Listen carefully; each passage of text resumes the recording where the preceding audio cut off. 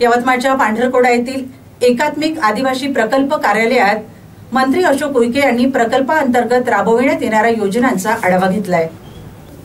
यवतमाळच्या पांढरकोडा येथील एकात्मिक आदिवासी प्रकल्प कार्यालयात राज्याचे आदिवासी विकास मंत्री अशोक उईके यांनी प्रकल्पाअंतर्गत राबविण्यात येत असलेल्या सर्व शासकीय योजनांचा सविस्तर आढावा घेतलाय।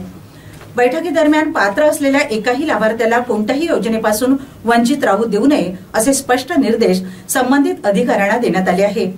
अतिवृष्टीग्रस्त शेतकऱ्यांसाठी शासनाने जाहीर केलेल्या पॅकेजचा लाभ शेतकऱ्यांना कुठलीही अडचण येऊ न देता देण्यात यावा असे निर्देश आमदार राजू तोडसाम यांनी यावेळी दिले।